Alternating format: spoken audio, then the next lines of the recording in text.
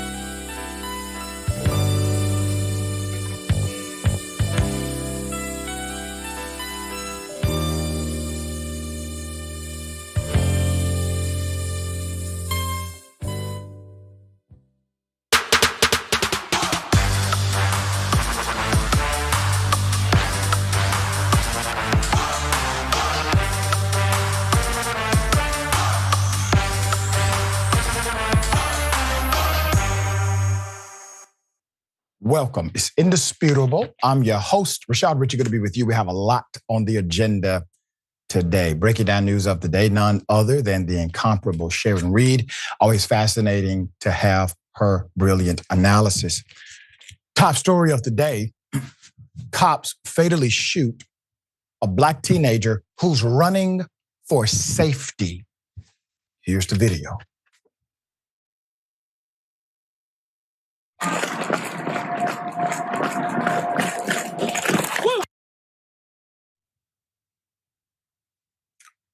Put it up full mass. took 1 second for a San Diego police officer named Daniel Gold to shoot and kill a Black teenager who was running away from another teen who had been shooting at him. San Diego police say they found a gun concealed under the teen's clothing after shooting him. But body camera footage released Friday shows the teen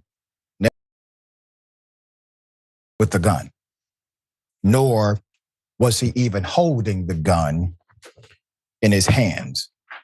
The incident took place just shortly before 9 p.m. on January 28th at the Santa Fe Depot, a Union train station in downtown San Diego. The police say they were responding to an unrelated 911 call of an assault and battery when one cop standing on the west side of the train station reported on his radio that he heard gunshots. Gold was on the east side of the station walking south on the sidewalk when he heard the call for shots fired, prompting him to turn back and start running north on the sidewalk. Meanwhile, the teen was running through a corridor from the west side of the station to the east side when he emerged onto the sidewalk directly in front of Officer Gold, who already had his gun drawn. Gold, "Whoa," yelled out Gold while opening fire before yelling San Diego police.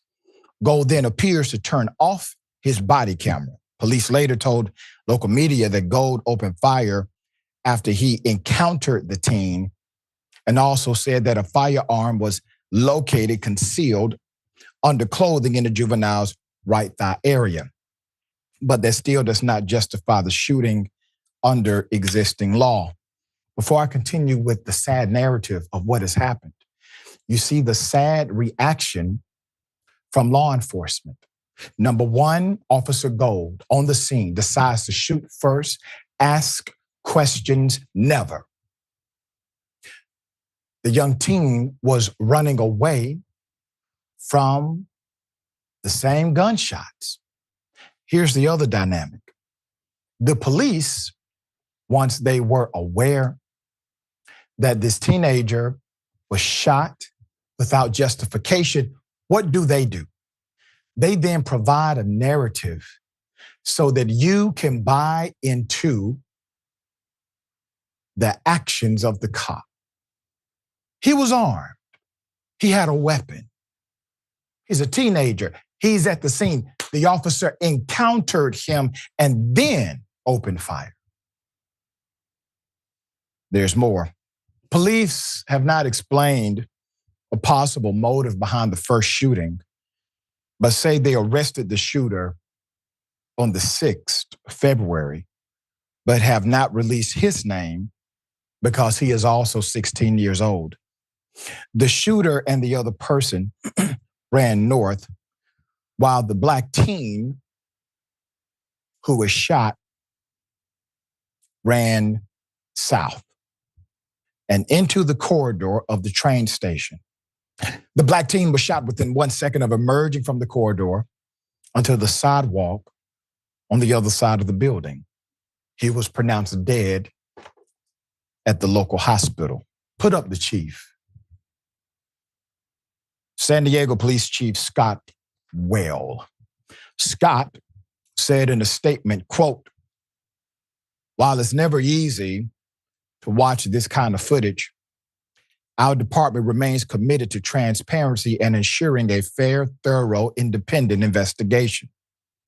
The shooting is being investigated by the San Diego Sheriff's Office under a county policy that restricts law enforcement agencies from restricting their own officers."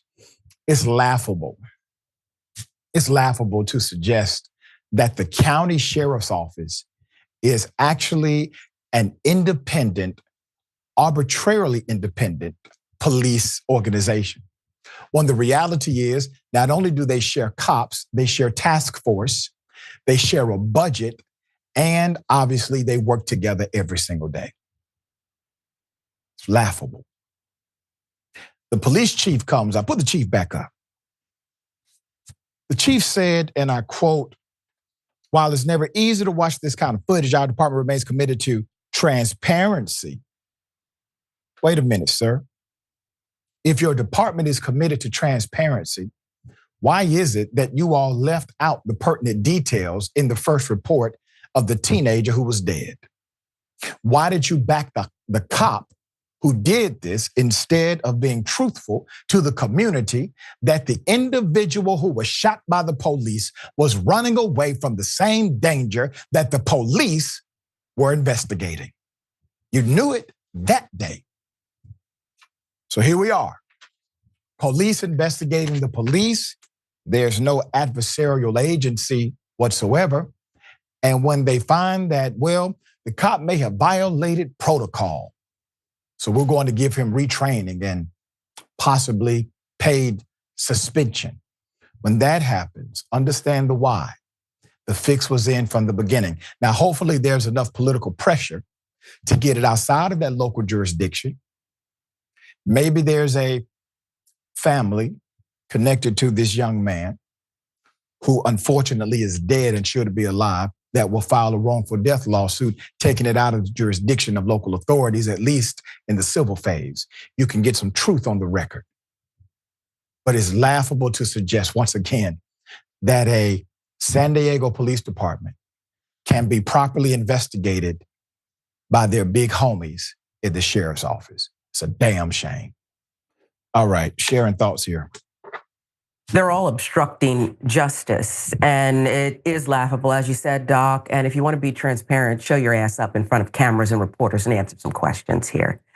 You lied. Omission is lie. That's why the pertinent facts weren't in there, because he's a lawyer, and this is obstructing justice. And it's a shame that we have to do more slow singing and flower bringing and pray for justice for another dead Black kid. Yep. That's right. And I've seen some of the rhetoric online. Well, why did he have a gun? Because obviously he needed one. He was running away from gunshots and then get shot by the damn police. He obviously needed a damn gun. And if he felt safe in that community because of the effective investigative prowess of law enforcement, he wouldn't feel the need to have that kind of protection on him. Wake up. Wake up. We don't live in an ideal world. So you want to blame a teenager who was trying to get away from gunfire. He gets killed by the man who was supposed to be there to protect him. All right, we'll bring up updates as to come. All right, another reason to not watch MSNBC. So now Megyn Kelly decides to mock Joy Reid and her, well, tears. Here it is. I've been through every emotion from, anger, rage, disappointment, hurt, feeling that, guilt, that I let my team lose their jobs. But in the end, where I really land and where I've landed on today is just gratitude. Just pure gratitude. And gratitude, not just because people would take the time to get on a call like this, or to take care of me, but also that my show had value, and that that what I was doing had value. And in the end, I'm sorry, I try not to cry on TV. And this is kind of like me on TV, so I apologize. No need to apologize, dear sister.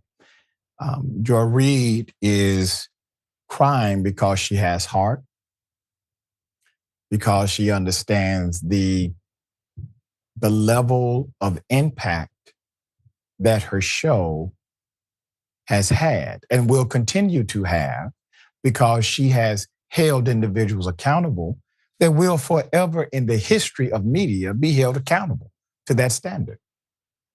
She's not crying because her show got canceled.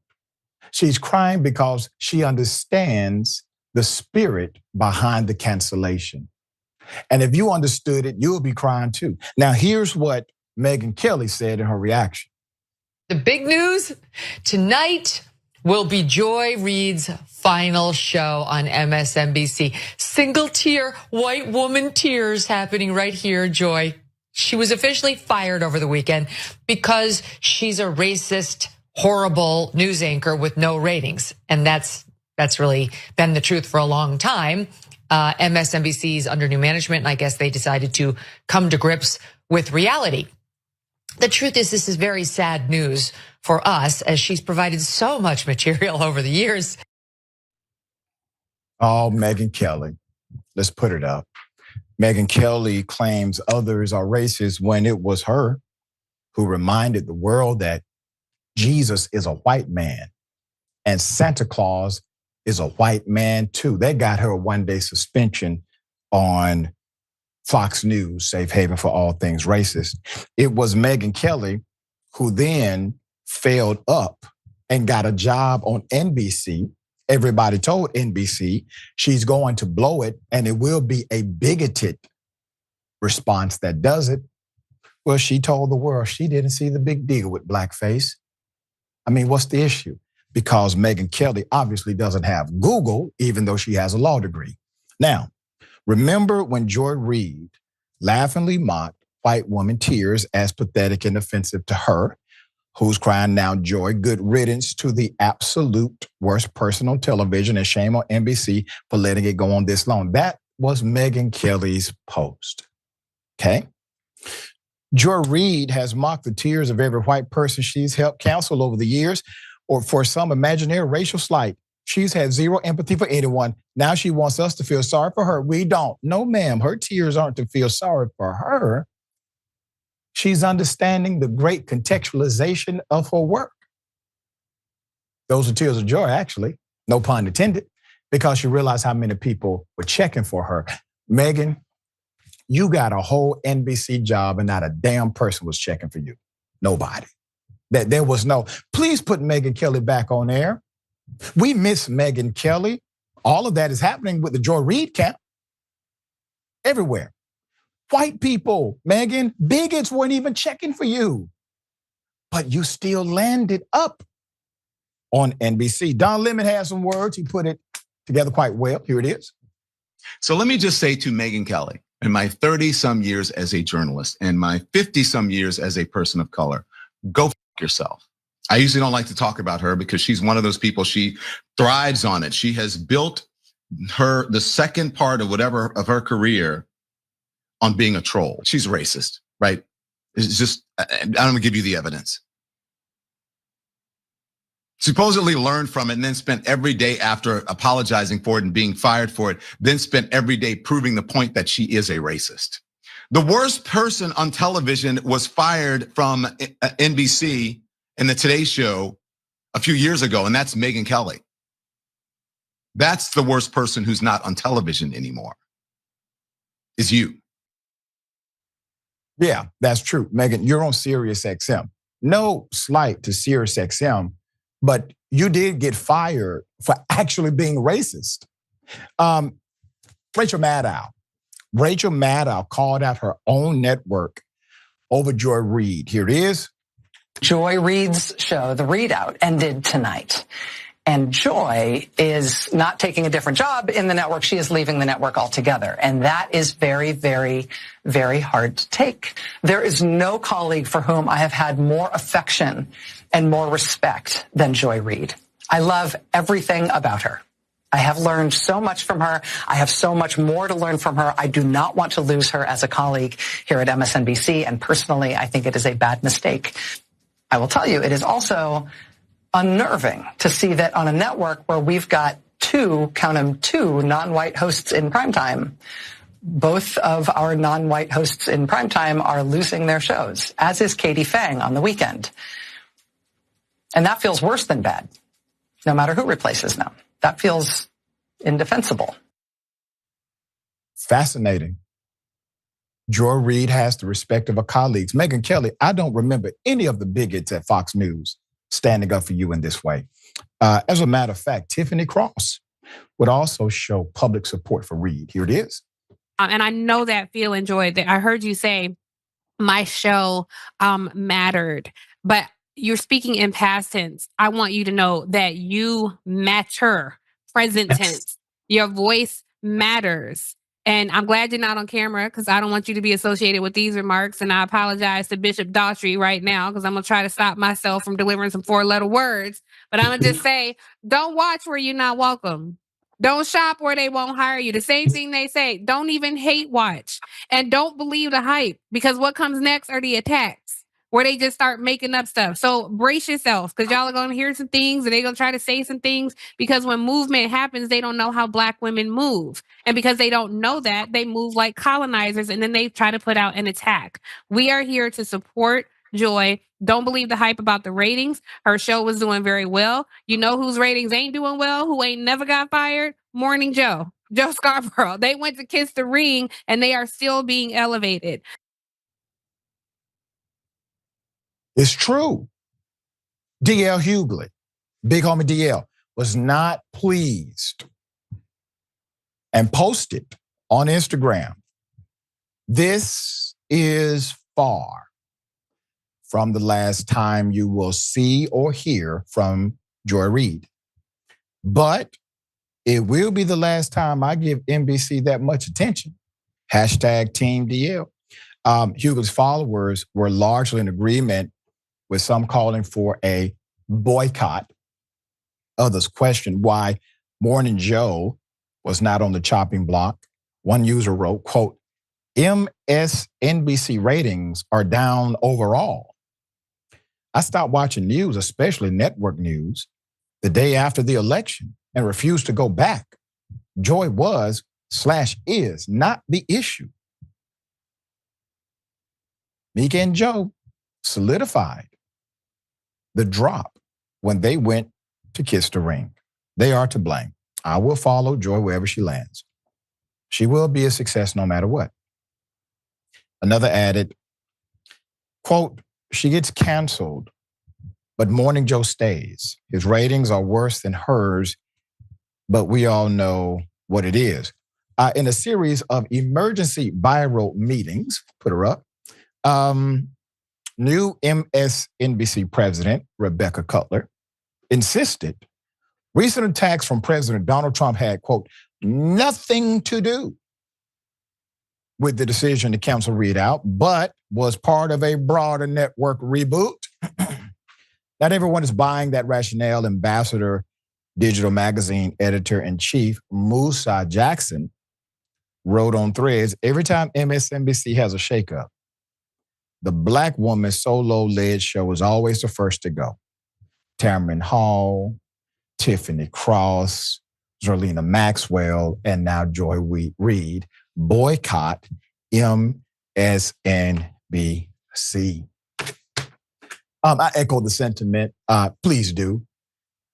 Withdraw your consumer support from networks who rely on your eyes and ears in order to make a case to their sponsors, the people who purchase them. Let's be frank. Now at TYT, we have a different model. You may not agree with everything I say or another host may say, but at least you know it comes from an authentic place. Not because a big sponsor is paying a bunch of money, okay? Because you are the number one sponsor. Your eyes, your ears rule the day. It is very sad that this all is happening during Black History Month. One of the most prolific voices in Black media, Joy Reid, gets canceled during Black History Month. Once again, you don't have to agree with everything Joy Reid says. But damn, is this not the most Trumpian thing you can imagine? They couldn't wait. We ain't got but 28 days in the month. All right, Sharon, thoughts here. Yeah, well, let's start with two white women using their privilege. I'm down with Rachel Maddow, who's going to say what she's going to say. And she has the privilege to do that. She's earned it, but she has the white woman privilege to do that. Megyn Kelly, if you might remember, replaced a more qualified Black woman in Tamron Hall. Right. Yep. And not only was no one checking for her at the network, nobody was checking for her when she got fired. She's still not back at Fox. Right. So she had her last show on broadcast television and her ratings many moons ago. Everybody who is Black and sits in an anchor chair, yourself, myself included, understands what Tiffany Cross meant when she said colonizer and lies that are going to be pushed after the fact. One of those lies is about ratings. Joy Reid's show was down, but not as much as Jen Psaki, the newcomer, who's not very good at television, but is an insider with several presidential administrations. And she was beating Stephanie Rule, who still has a show on MSNBC. I agree with DL. Why are we begging to watch something that is not inclusive of us? And let's stop lying, new president of MSNBC. We know exactly why Joy Reid was fired and not given a soft landing somewhere else at the network. And maybe she didn't want to become a correspondent, this Harvard-educated woman. I'll end with this. My good friend, Judge Tiffany Sellers here in Georgia, texted me and said, I can't believe it, Joy Reid. Yeah. Am I being too simple, Sharon, if I say, why don't all the wonderful Black commentators and anchors get together, and even streaming, and do their own thing? And I wrote her back and I said, no, you're not oversimplifying it. It's time to stop begging them to respect us. She doesn't need to beg them. Hell of a sister. Very well said. And obviously, she will land well. Right now, we're feeling the blow of this in the community. And once again, Black History Month. All right. Hell of a thing. A white neighbor allegedly kills a Black father over a noise complaint. Put it up full mass. So sad. I'm taking you to the state of Florida. Authorities have now charged Mr. Ralph Hensel on the right with murder after he allegedly fatally shot 32-year-old Jakeem Williams on the left, a father of 5, because the noise from his all-terrain vehicle was making too much noise for Ralph. Police say Hensel was lying in wait before he shot Mr. Williams on February 20th. According to WSVN News, Hensel told police he did it because he was agitated and upset by the neighborhood ATV riders, and told police, the local police, that if they didn't stop them from riding through the apartment complex, he would take matters into his own hands. Hensel then shot Williams while he was riding his ATV, police say. According to witnesses, the 57-year-old walked away from the crime scene saying, quote, I killed him, end quote. Now, let's go back to something in that narrative.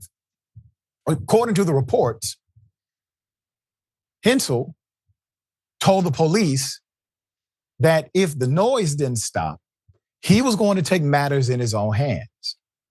Now, there are police officers who have made arrests based on that statement alone, and they have considered it to be a terroristic threat of bodily harm to another human being. Cops could have easily pressed him on the statement to get him to absolutely admit what he meant by the statement. But obviously none of that happened. They probably just laughed it off. They probably thought, well, hell, if he does something, maybe that's easier for all of us. Regardless, you have a person who's on record telling the police, if the noise continues, I'm going to take matters into my own hands. This individual should have had at least a citation for terroristic threat, if not an arrest for a misdemeanor. But none of that seemingly happened. So family members say Williams was a beloved father and an amazing father. Quote, he was funny. He was humble. He was so non-confrontational. He did not like to argue, said Brianna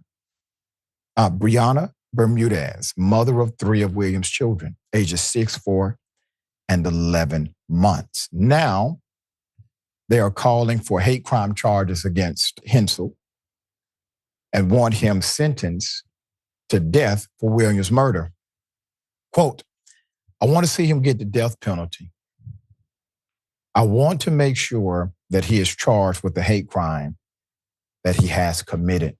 The reality is, based on the Florida state statute, all of the prerequisite statutory requirements are met based on the allegation.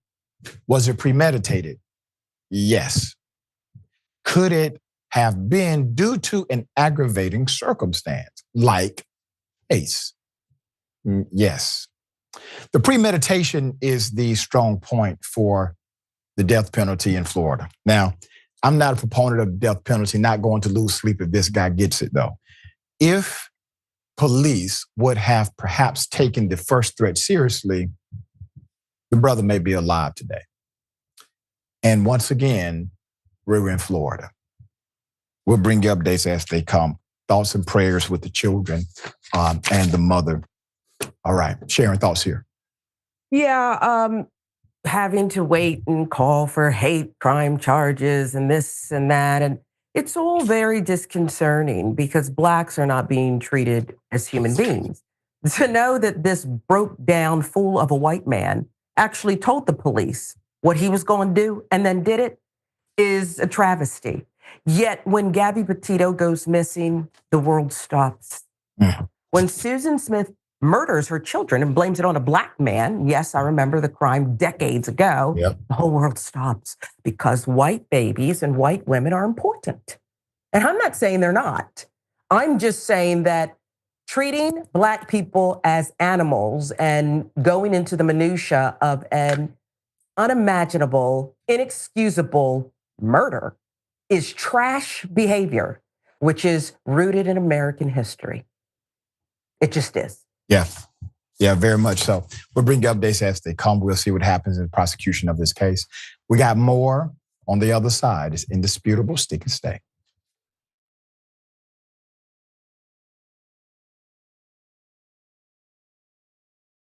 Damn it, they failed us. And if you're not angry about that, Michael, and any of you out there, then you're damn wrong, because you should be angry. Young Turks. But it was genuine. He was mad. Cenk Uygur, known online as one of the Young Turks, isn't afraid to throw some punches. 3, 2, 1, fade up. Cenk the Turk Uygur. What kind of TV station is this? The whole point is for me to yell and scream and tell you what I think. It was right out of like Wayne's World. This guy on this little rinky-dink website is speaking truth to power. We've been averaging 600,000 views a day, beating most of the cable shows in America. We're the largest online news show in the world. We're celebrating our 1 billionth view. Television, we're coming. More politics ahead with Cenk Uygur. He knew that the MSNBC opportunity was an experiment. If Phil and host beat CNN and headline news combined, at some point, they want to give me a show. Every single year, that comes out of our paycheck. We put it in, and you're saying we were suckers. When you, as a host, tells someone you're interviewing to shut up, that's going to raise a red flag. That guy needed a tall glass of shut up juice. If President Obama's doing the wrong thing, I'm not going to tell you that he's doing the right thing so I can, quote, support him. He says to me, you won't believe the meeting that I just had. The head of MSNBC talked to me. They want him off the air. Cenk took an incredible risk. We're supposed to challenge the government. That's the role of the media. The Democrats and the Republicans are here to screw you. And who on the air is saying it? I wouldn't have done what he did. That if I'm going to be a talk show host, I should be the biggest talk show host in the country. I don't think anyone else does it better. I don't think anyone's even close. Before you know it, I'll be back on your TV doing an actual show. I guarantee it.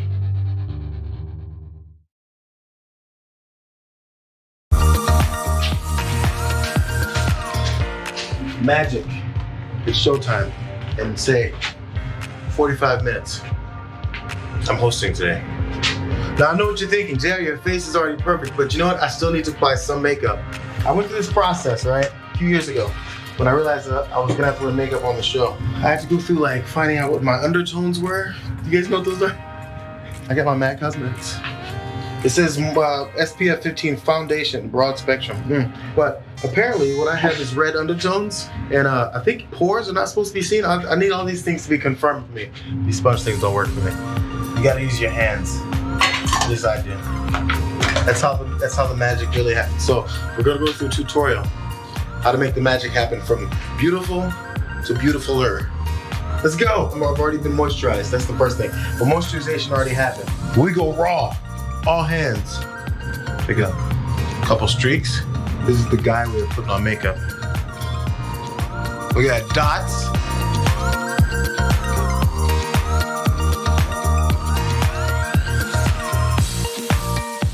There's some shiny points that generally happen.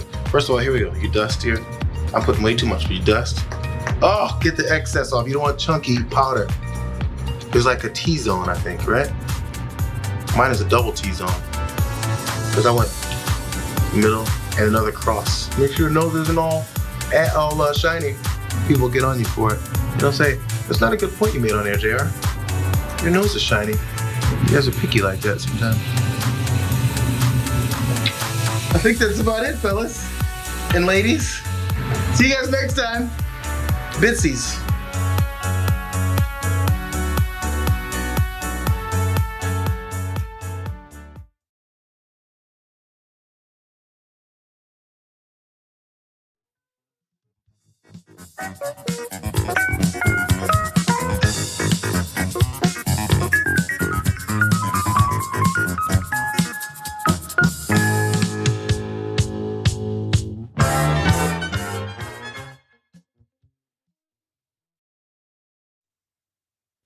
All right.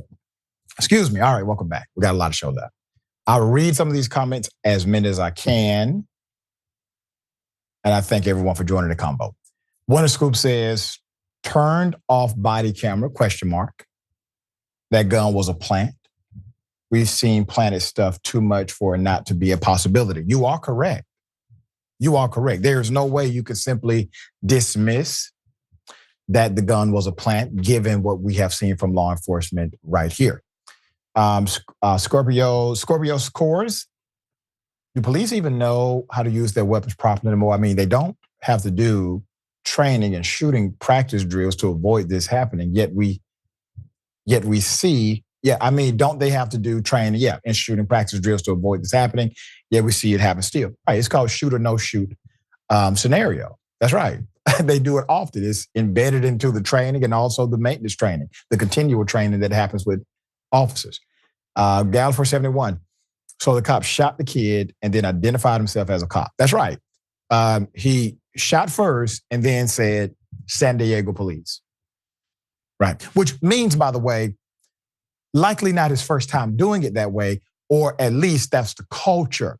You shoot and then you identify, which is against protocol. And Cherie R says, Megyn Kelly, how many places have you got fired from, girl? You were all the way with your own talk show doing big ones, laughing my ass off. And then you couldn't think before you spoke. Right. But she thought she was thinking. I mean, she doubled down on the racism. Donald James X, I guarantee that Joy Reid will get bigger than Megyn if she started her own channel. Yeah. Spirit X, Black Boss B of the Bayou. I love this, Don Lemon. That's right. Greta Lee. I stopped watching MSNBC after they fired Tiffany Cross. There you go. Hilda's girl. Let us not forget Melissa Harris Perry. Yeah. You're all right, Donald. Donald James X says she was also a voice for Palestine. That's right. A very important one. Agreed. Havar Ellis says, Dr. Rich, I do believe in a death penalty, but you think the system should, I think you mean incarcerate him for life in prison, like 100 years or so. I personally believe that rotting in prison is likely the worst fate, and the death penalty doesn't deter murders. We see that by the fact that states with death penalties have the highest murder rate.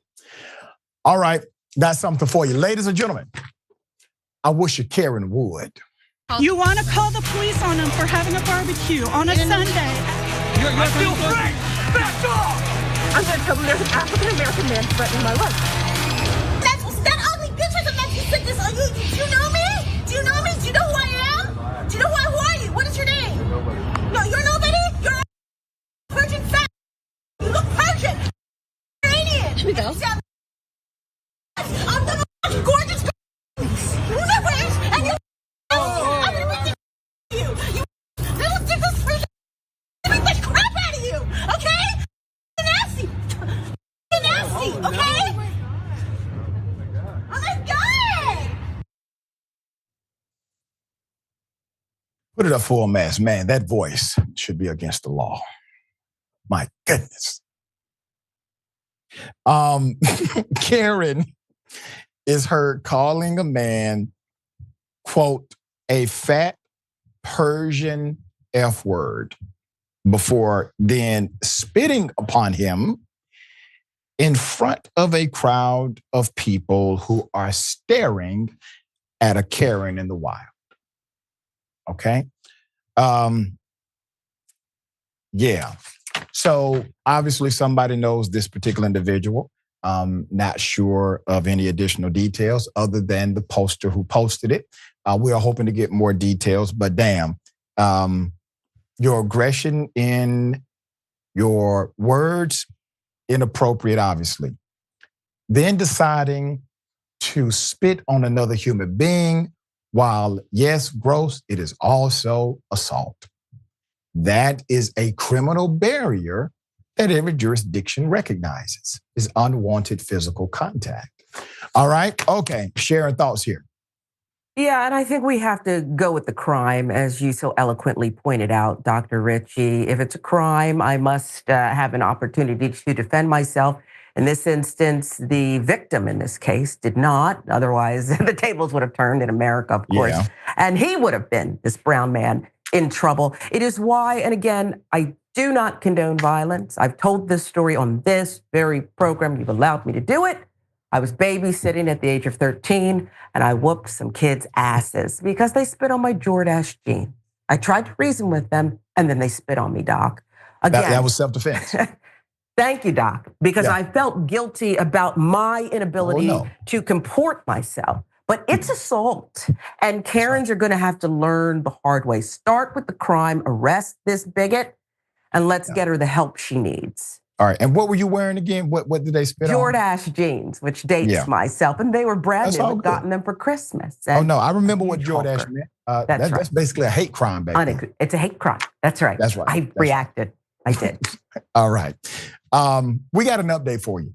All right, we got an update. So there was a teacher who assaulted a student over the pledge. Okay, assaulted a student over the pledge. We have found out that teacher is still employed. I want you to put the family up for a mass. I'm going to give you the background and the update to this story. Marissa Barnwell, a 15-year-old student, 15-year-old student at River Bluff High School. This is in Lexington, South Carolina. Says she was physically assaulted by a teacher for refusing to recite the Pledge of Allegiance. Now, 2 years later, she has finally reached a settlement. Neither side has publicly commented on the settlement, and the outcome has first been reported by a YouTuber, Hamet Mehta. This is a reminder of what happened that day, roughly 2 years ago, according to the lawsuit filed on the 13th of February. On November 29th, 2022, Barnwell, a Black honor roll student, was walking in the hallway on her way to class when the Pledge of Allegiance began to play over the intercom. Barnwell allegedly refrained in a, quote, non-disruptive manner to acknowledge the pledge as she walked into her classroom. There's a teacher named Nicole Livingston. Miss Livingston began yelling and demanded that Barnwell stop to acknowledge the pledge, then physically assaulted the student by pushing her on a wall. Livingston then escorted her to the principal's office to be punished. Keep that picture up for a moment, because I have more, but I want you to keep that picture up. We're actually able to see the assault of a minor take place by a trusted authority right there. Okay? That's the allegation. That was the nature of the lawsuit. That was the nature of the complaint. Her parents filed a suit against the school district. Keep that picture up. This had to be done because the young lady refused to acknowledge the pledge in a peaceful way. The irony of this is the fact that you cannot be mandated to pledge allegiance to anything in this damn country is the very freedom that the pledge affords you. That's the freedom. You have the freedom to pledge allegiance or not. If you decide to not pledge an allegiance to the flag, that is within the context of American freedom, or at least that's what we're told. There are countries, it is illegal to not pledge allegiance to their flag. Not in the United States of America. It is called a great freedom. So her parents filed a suit against the school district. District 1 superintendent, let's put him up. Garita Postlethwaite on the left, River Bluff principal Jacob Smith in the center, and River Bluff teacher Nicole Livingston on the right. And they also filed against the South Carolina Department of Education on her behalf. Now, here's a quote. "I was just in disbelief," Barnwell said at a press conference announcing the lawsuit. Quote, "You can hear me saying in the video, 'Get your hands off me,'" end quote. Other students were in the hallway, but only Barnwell was approached. Barnwell said in her suit that she believes she was singled out because she was Black, which I can believe. Other students are around. Those students are not challenged. Those students are not assaulted. There are many people who disrespect the Pledge of Allegiance. If that's your, I guess, standard of respect, you should look at Congress, because routinely, when they open up the session, those cats are still talking about yesterday's F-ups. They're not standing to pledge for anything, only when they know it's a lot of cameras in the building. Marissa also said that she never met Livingston prior to the assault, never met her, and had not recited the pledge since the 3rd grade. Had not recited the pledge since the 3rd grade. There's a lot of pressure. Even if you go to a school that's, let's say, majority African American, especially back during my time, I did not recite the pledge either. I stopped reciting the pledge in about the 6th grade. There was still a lot of pressure put on us to recite the pledge, but I didn't recite the pledge. The only other student that did not recite the pledge was a Muslim student who did not recite the pledge for religious reasons. I did not recite the pledge for practical reasons. I believed it was a lie when I was in the 6th grade and beyond. So now in the settlement, because this teacher could not keep her hands off of a student for exercising a freedom, according to Meta, there is no acknowledgement of wrongdoing by the school district. Barnwell will receive, however, $47,000 once she turns 18. The remaining money, which is about $28,000, will pay her legal fees.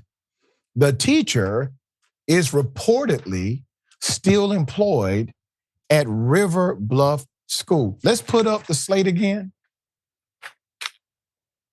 The teacher in question is Nicole Livingston. Nicole Livingston is on the right. Now, to all three of you, at some point, the madness has to stop. Now, I'm not a court of law. Indisputable is not and does not have the jurisdiction to render a sentence. But I will say this, we are the court of public opinion.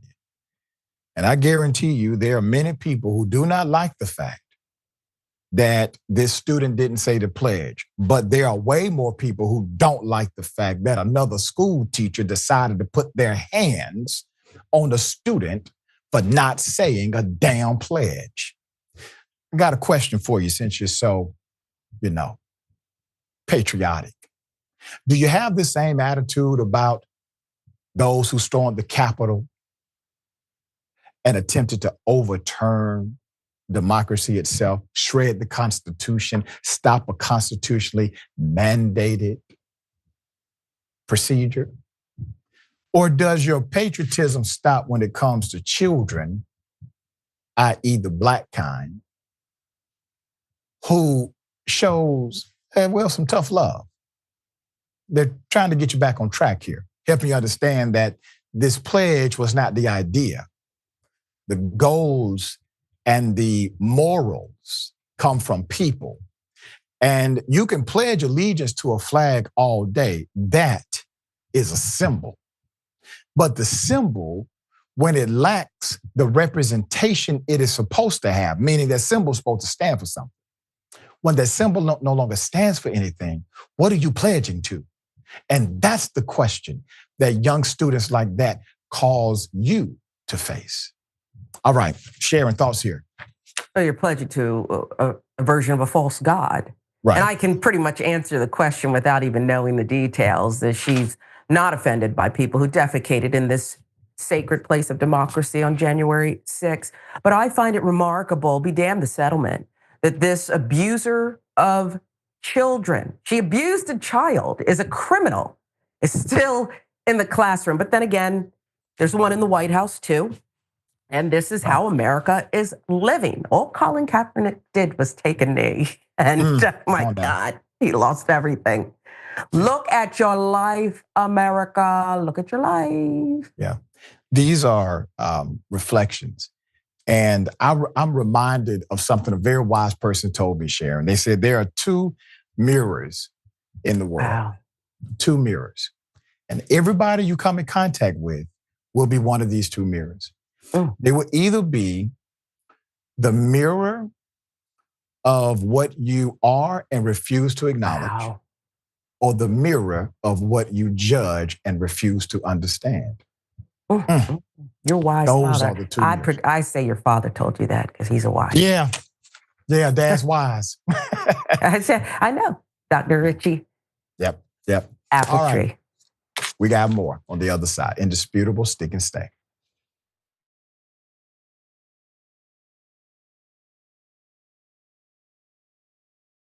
Indisputable is still the fastest growing news show in America compared to CNN, Fox News, and 30 other networks. We tell the truth on Indisputable because the truth is indisputable. We go places that other news media outlets refuse to go. When there were human rights abuses happening at the Victorville prison, guards and members of the community contacted us. You, through your investigative reporting, unearthed very troubling allegations about specific forms of abuse and discrimination in the federal prison system. It really doesn't take much to be a trusted voice.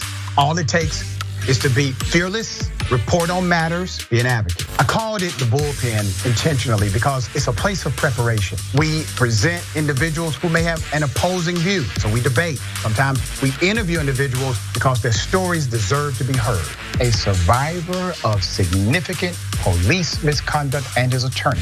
We covered this story earlier, and to remind you of the horror of one man being shot at damn near 100 times by the police. We take time on this show to showcase the temper tantrums of Karens in the wild. We do this not because we want to see people's emotional outbursts in public, but because these incidents are emblematic of a bigger societal issue taking place across the nation, and it has to be checked. My friend, my big homie, attorney at law, Benjamin Crump. I just want to thank you, man. Educated, articulate brothers like yourself speak truth to power.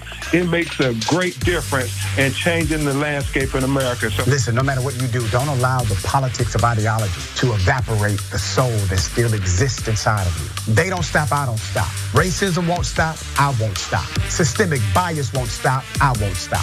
People still need health care, so I won't stop. People still need criminal justice systems reformed, so I won't stop. You won't stop either.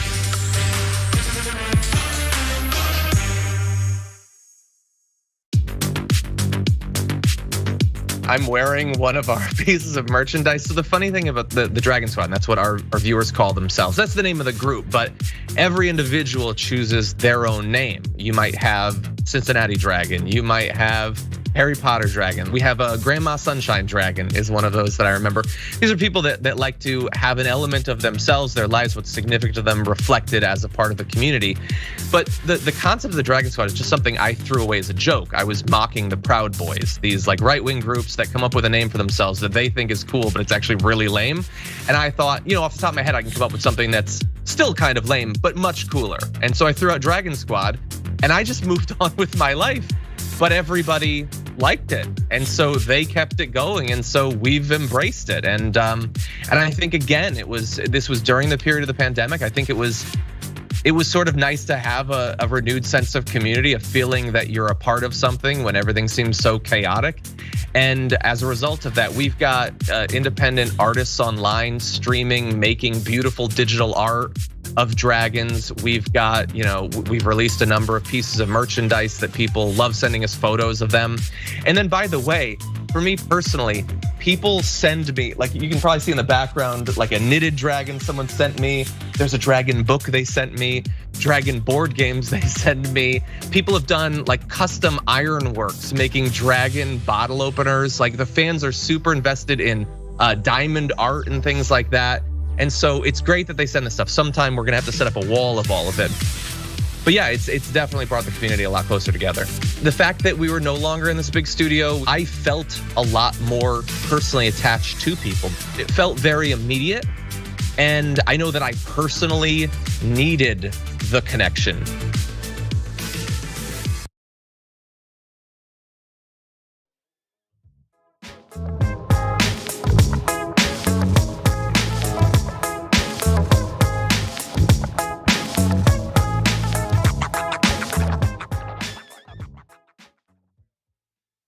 All right, welcome back. A lot of show left. Let me read some of these amazing comments. Greatly appreciate everyone for joining the conversation. Lynn says, Karen's voice reminds me of how voices sounded when I put the record player on speed 78. Yes, I'm that old, LOL. That is hilarious. All right.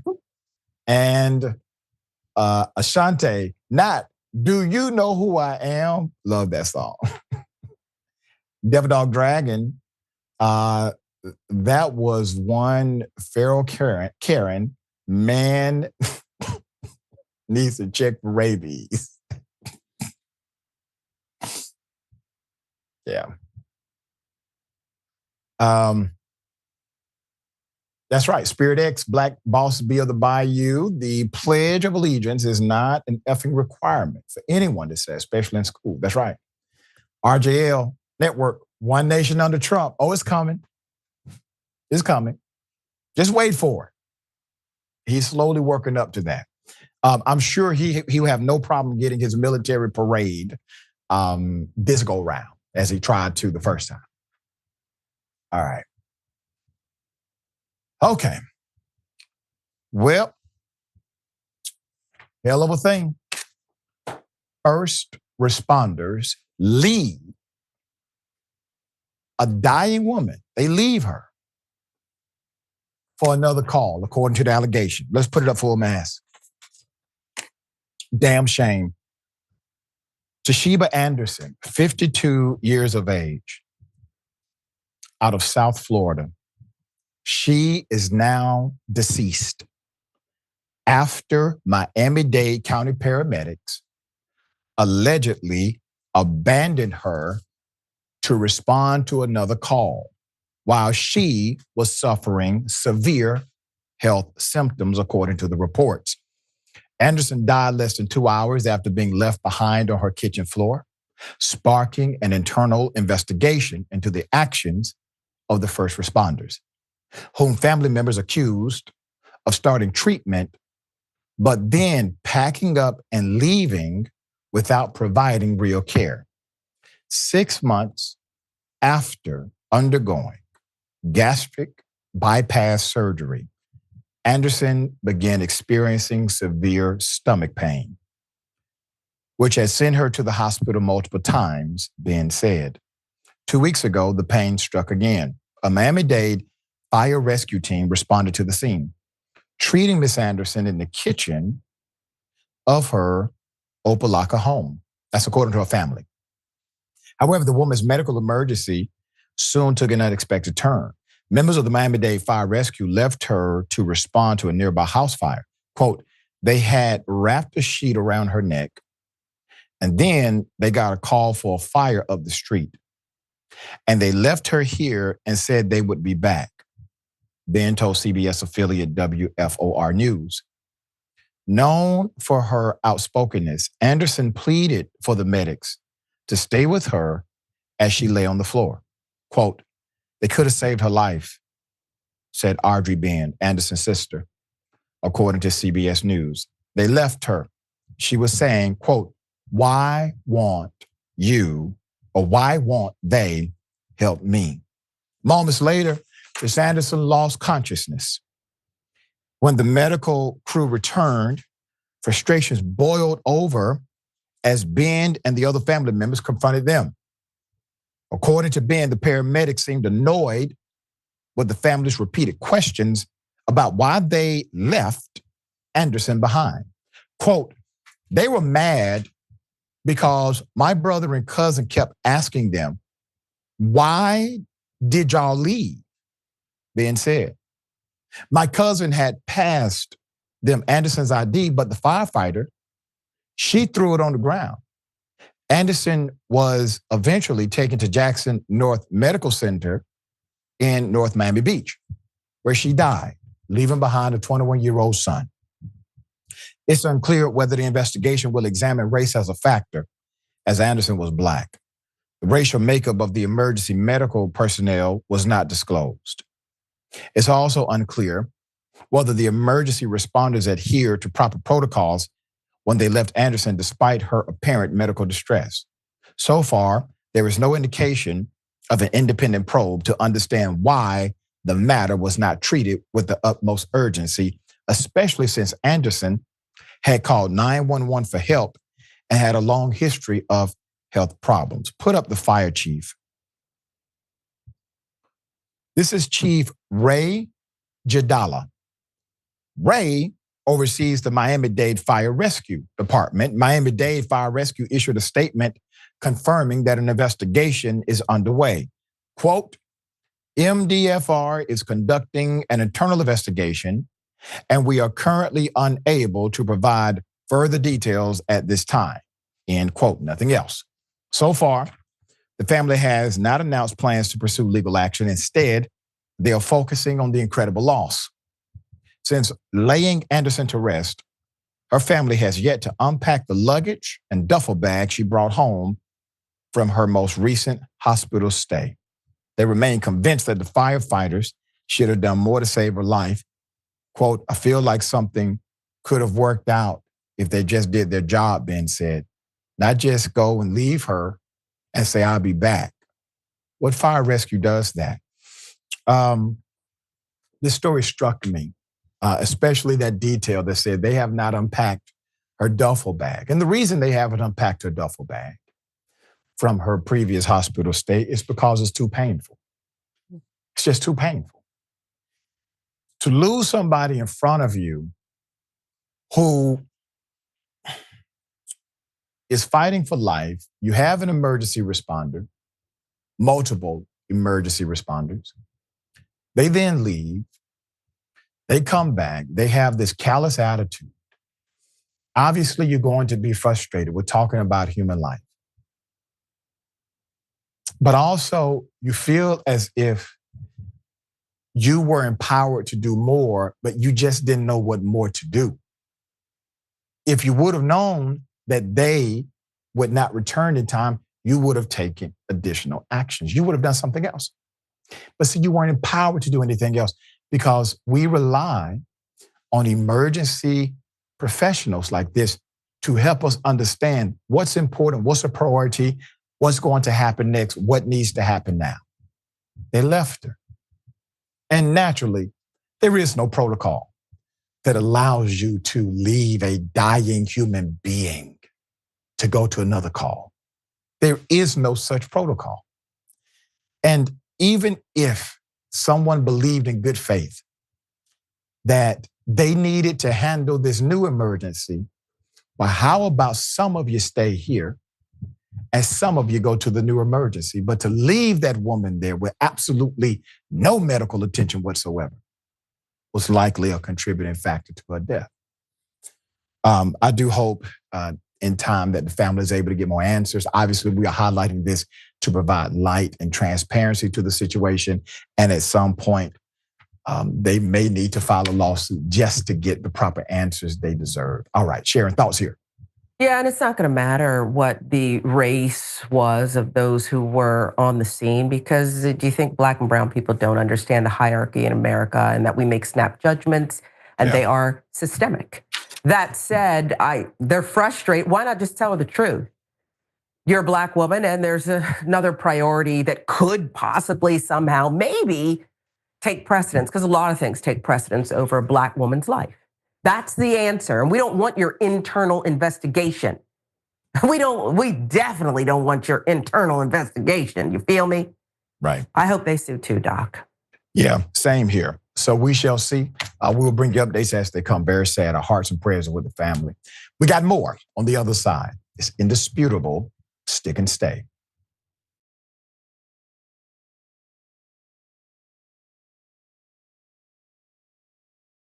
What contributions to the progressive cause are you most proud of? I mean, I don't have super high aspirations for a singular role that I can play in the movement or anything. I try to present myself as what I think that I am, which is a progressive man who is driven by a, I think, well-interrogated and well-organized system of values that I try to stay consistent on, and I demonstrate that that's the sort of life that a person can lead and be successful and be happy and all of that. And that should not need to be done, but there are so many people on the right that are trying to push men in the opposite direction that I want to be able to do that. Along the way, if I can get people to care about some topics that they wouldn't necessarily care about, or that for some men they might think that's not a topic that they should be focused on, that's definitely something that I relish doing. And along the way, I mean, we've been able to introduce people to a lot of candidates. That's been a big part of what we've done. You know, not all of them necessarily got in office. Probably most of them did not. And a lot of them, you might not even remember their names. But it was great to be able to provide people the platform where they had the chance of, you know, making a difference. Obviously, AOC and all that. But there's been a lot of great people along the way.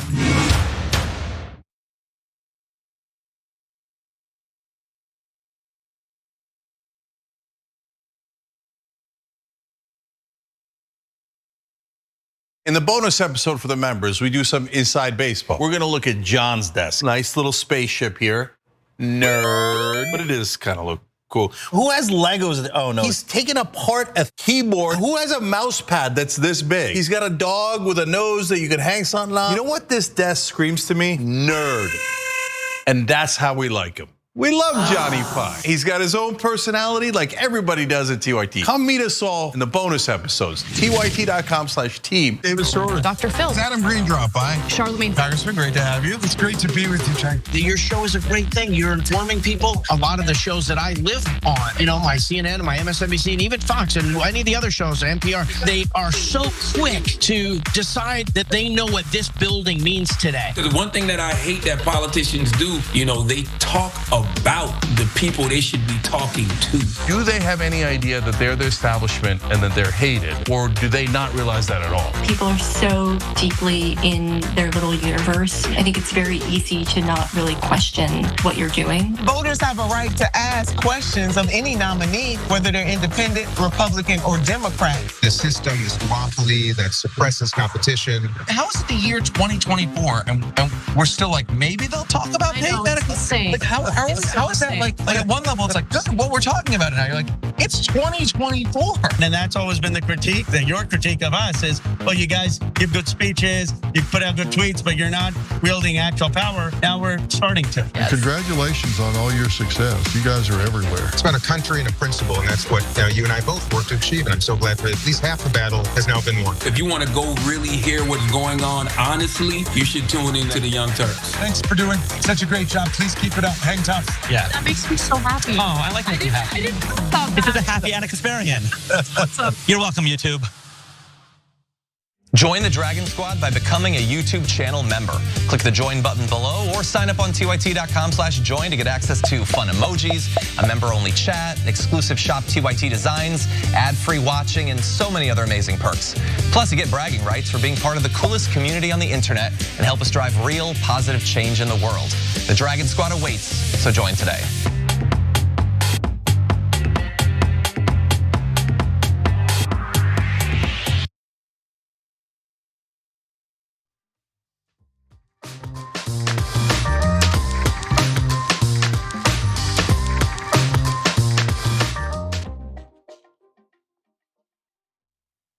All right, welcome back. A lot of show left.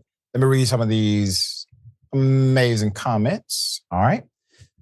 Patient says, I am 44. I haven't said the pledge since middle school because as soon as it clicked for this white kid that liberty and justice for all wasn't a reality, I couldn't do that. I still refuse as an adult at school board meetings and anywhere else. If you're dirty looks, I'm stubborn.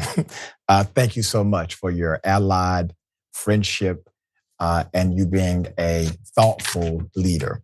Really appreciate you. And Richard B. Good says, if EMTs was a better job, I imagine they wouldn't be so apathetic. Now, Soul Life, do they have to do more paperwork if a patient dies? ? And Jackal Dragon 1991, should they have more than one ambulance? And Invalid Synapse says, those medics felt comfy and protected, leaving that woman lying on the floor. And it seems like they were culturally protected somehow, because as it stands now, we don't have much information. Hopefully that changes after this reporting. All right.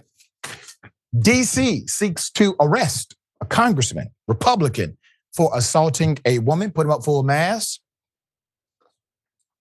So police in Washington, DC are seeking the arrest of Representative Corey Mills, Republican out of Florida, over assault allegations leveled against him last week by a 27-year-old woman, according to a report. Let me give you the background. So the woman claimed during a conversation with police that Mills injured her last Wednesday, but she later recanted what she told responding officers in D.C. Mills denied an assault and was not arrested. According to a Monday update from police, a warrant for the Florida Republican's arrest was sent to a federal prosecutor, but not signed. According to the report, the alleged victim told police she had been in a long-term romantic relationship with the congressman, who is married with children. In one of 3 separate police reports on the alleged incident, the unnamed victim says she was assaulted by in Mills' luxury penthouse, and that he told her to lie about the origin of bruises on her arm. The woman later told the news Mills did not assault her, and the two had only been in an argument. When police arrived, the woman was in the lobby of the Salamander Hotel, that's next door. The report says an officer was, quote, able to immediately identify the alleged victim out of all other patrons in the lobby by her demeanor. physically shaken and scared.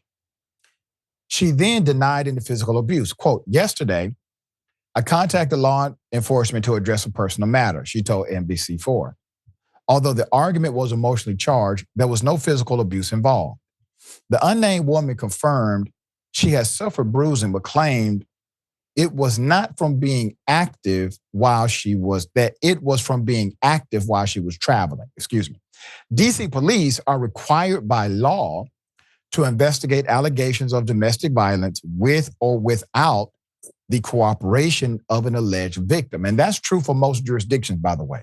A representative for Mills said in the statement, quote, this week, law enforcement was asked to resolve a private matter at Congressman Mills' residence. Congressman Mills denies any wrongdoing whatsoever and is confident any investigation will clear this matter quickly. DC police confirmed they are investigating an alleged assault of a 27-year-old woman by U.S. Rep. Corey Mills, a Republican representing a district northeast of Orlando, calling it an active criminal investigation. The Metropolitan Police Department also are investigating its own handling of the incident, which did not result in an arrest. Let's put this picture back up. So what they're saying without saying it is this. Under any other circumstance, that congressman takes a ride to jail. Okay? The congressman takes a ride to jail. You do have an allegation of domestic violence. That allegation was then recanted. Well, the reason why the domestic violence laws work differently than other laws, meaning the state is able or the jurisdiction is able to pick up the charge independent of the individual who may decide later not to press the charge, is because of situations like this, where there's an abuse victim on the other side, and that abuse victim has been coerced, manipulated, bribed, or whatever else in order to recant their story. It is for the protection of the victim. And that is why the DV or domestic violence laws work differently than the other laws. So if there's an allegation and the allegation seems credible, meaning you have visible scars or bruises from said allegation, typically the person who was accused of the abuse, they take a ride. In this case, it did not happen. No prosecutor signed the arrest warrant. Thus, it did not activate or certify the arrest. But it does mean that somebody in law enforcement sought it. That means that somebody believed the story, went to get a signature, and their signature did not happen. And all of a sudden, the story is recanted. All right. We know what's happening here. Sharon, thoughts? Yeah, what's happening is women aren't valued. We talked about Black women not being valued. Women aren't valued either. And as long as men are in charge, doesn't mean there's not good people out there, Doc. You know that. People make mistakes. We're not talking about that. As long as certain men make the rules and enforce them and have no empathy, this is the result. Privilege, and you're getting away with it again. Yeah, and then the irony of the individuals who are leading our country, compared to them, this guy looks like Mr. Rogers. That's right. That's the irony of this whole thing. All right, we'll keep you updated as the story develops. All right, well, a Black general fired to be replaced by someone completely unqualified, and you know the biggest loving it, especially given the fact that it's Black History Month. Put him up full mask. Trump fires chairman of the Joint Chiefs of Staff and 2 other military officers. Trump fired Air Force General C.Q. Brown Jr. as chairman of the Joint Chiefs on Friday, sidelining a history-making fighter pilot and respected officer as part of his campaign, led by who? Pete Hegseth, to rid the military officials, of officials who support diversity and equity. C.Q. Brown served in the role for 16 months. He was only the second black general to ever be in that position. Hegseth had previously taken aim at Brown. Quote, first of all, you got to fire, you got to fire the chairman of the Joint Chiefs, he said flatly in the podcast in November. And in one of his books, he questioned whether Brown got the job because he was black. Quote, was it because of his skin color or his skill? We'll never know. But always doubt, which in its face seems unfair to CQ. But since he has made the race car one of the biggest calling cards, it doesn't really matter much, Hegseth wrote. Now, we know for sure Hegseth got the job because of the color of his skin. There is absolutely no question about that. I want to thank General, and here's the quote, Charles C.Q. Brown for his 40 years of service to our country, including as our current chairman of the Joint Chiefs of Staff. He is a fine gentleman and an outstanding leader.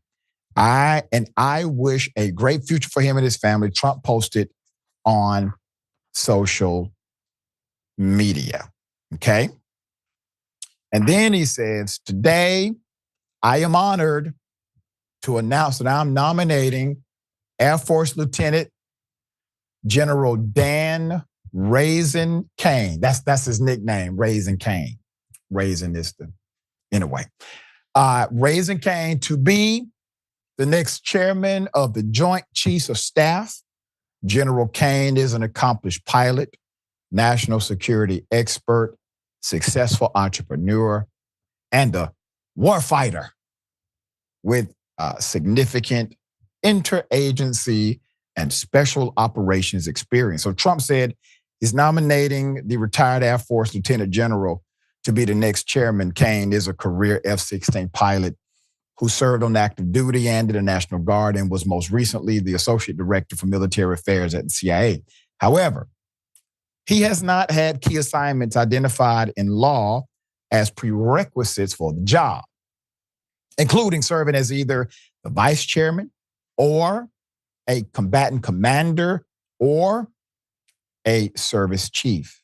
That requirement can be waived if, quote, the president determines such action is necessary in the national interest. Put him up again. Put Raisin Cain up again. Raisin Cain, General, sir, you are a DEI hire. As a matter of fact, they're suspending the rules for you, sir.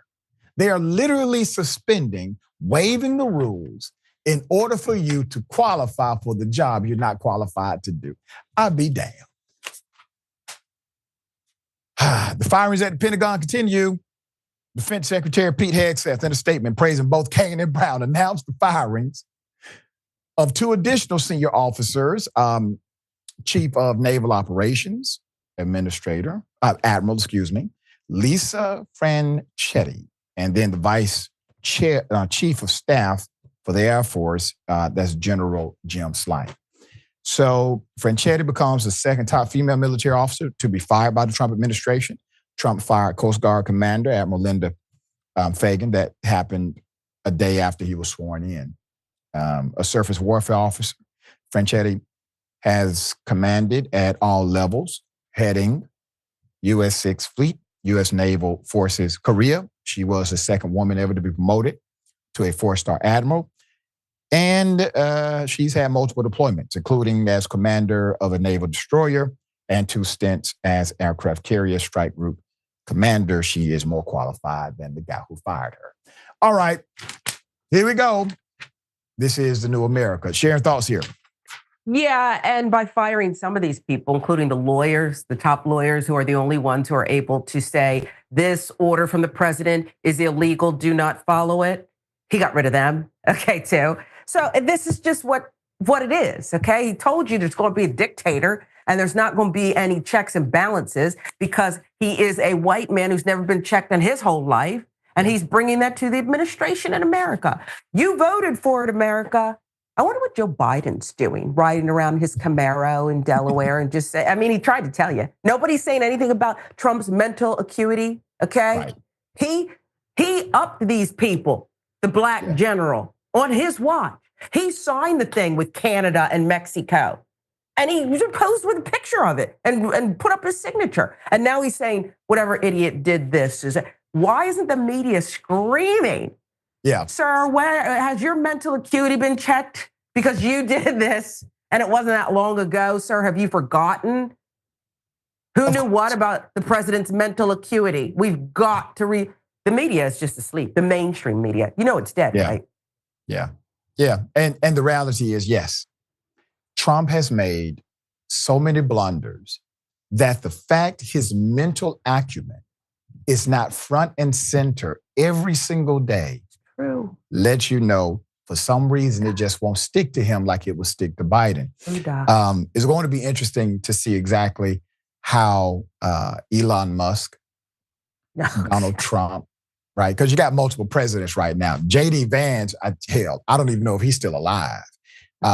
Hopefully he's still the vice president of the United States. At least somebody did actually elect him. But we shall see what happens, all right? We got more on the other side. Can I ask you one question real quick? I apologize. Who gave Elon Musk that chainsaw? And shouldn't that be illegal? It seems he's trying to use it as a weapon. I'm concerned. There's a lot happening in this world, Sharon. Okay, I'm gonna leave it be. But I mean, all that. I mean, come on, it's dangerous. Yeah, dangerous. I agree. I concur 100%. It's gonna. I'm surprised Trump did the whole. He was conciliatory in the tweet, and that's probably because Hegseth wrote it. Maybe I don't know. Maybe. But obviously, it's something to that. We got to look into it. That is abnormal for Donald Trump to actually be kind of decent. We got to figure out what the hell is going on with the current president. All right, we got more. We're going to read some comments on the other side. Indisputable. Stick and stay.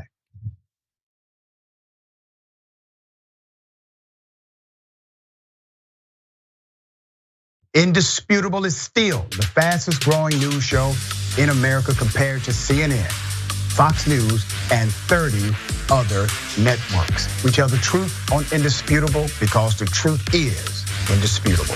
We go places that other news media outlets refuse to go. When there were human rights abuses happening at the Victorville prison, guards and members of the community contacted us. You, through your investigative reporting, unearthed very troubling allegations about specific forms of abuse and discrimination in the federal prison system. It really doesn't take much to be a trusted voice. All it takes is to be fearless, report on matters, be an advocate. I called it the bullpen intentionally because it's a place of preparation. We present individuals who may have an opposing view, so we debate. Sometimes we interview individuals because their stories deserve to be heard. A survivor of significant police misconduct and his attorney. We covered this story earlier and to remind you of the horror of one man being shot at damn near 100 times by the police. We take time on this show to showcase the temper tantrums of Karens in the wild. We do this not because we want to see people's emotional outbursts in public, but because these incidents are emblematic of a bigger societal issue taking place across the nation, and it has to be checked. My friend, my big homie, attorney at law, Benjamin Crump. I just want to thank you, man. Educated, articulate brothers like yourself speak truth to power. It makes a great difference in changing the landscape in America. So listen, no matter what you do, don't allow the politics of ideology to evaporate the soul that still exists inside of you. They don't stop, I don't stop. Racism won't stop, I won't stop. Systemic bias won't stop, I won't stop. People still need health care, so I won't stop. People still need criminal justice systems reform, so I won't stop. You won't stop either.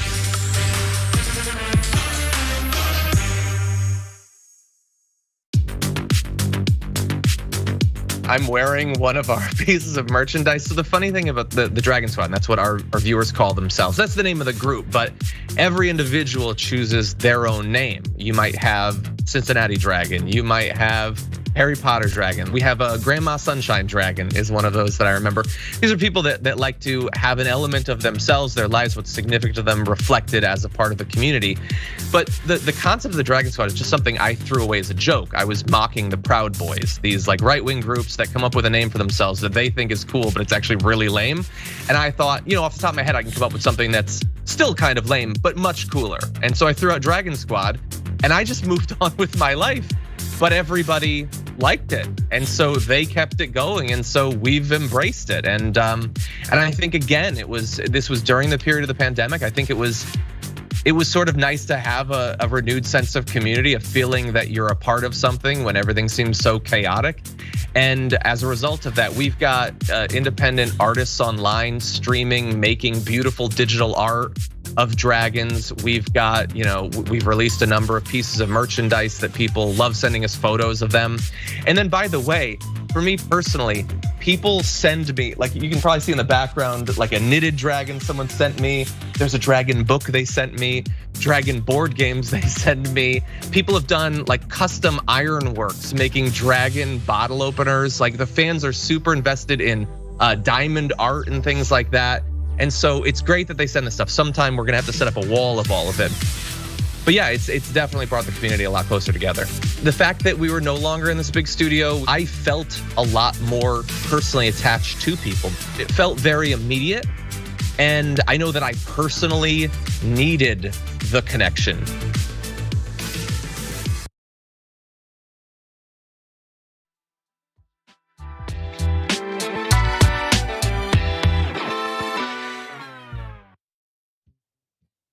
All right, welcome back. Always good to be with you. We're gonna end the show by reading some of these amazing comments, all right? Dark_Castle 114 says, I hope that Sharon Reed would be in MSNBC or CNN. She would do remarkable. She would be great. If they knew what they were doing, they would have already called her. All right? They know what they're doing, Doc, and that's why they didn't call me. Okay, No, they don't know. They know exactly what's going on here, okay? Hilarious. David Morris says, a Republican assaulted a woman? No, Doc, please recheck your notes. Yes, we did. We were diligent. Yeah. Lynn says, I'm going to guess that the married congressman's wife also has or has had bruises. Ooh. Wow. And that's the thing, like, Sharon, we're talking about how law enforcement may have given the guy delay in order for him to coerce a narrative. But he's a married person, he's a married man, member of Congress, and is likely having an affair, obviously, with a 27-year-old. But we're not even talking about that because their morality is so warped. We're talking about the corruption of the systems that are protecting them. He interfered with a witness. Okay, that's so it looks like a witness who's in danger from him, allegedly, and he's been given the freedom to go deal with her. Yep. And you got to remember what the cop said. The cop said, I picked her out of everybody in the hotel and didn't even know who she was because she was visibly shaken and afraid. Simple observations. You see that there? This is actually, this is very disturbing. It's very disturbing. Yeah. V. Brown says a hero fired by a villain. Make it make sense. Yeah. And Winston 121880 says Trump replaced him with the loyalist who said, sir, I love you and I will kill for you. They removed General C.Q. Brown because he is loyal to the Constitution and would arrest Trump for significant violations. Kaine already said he would, quote, do anything for Trump because Trump loves DEI for his white supremacist buddies.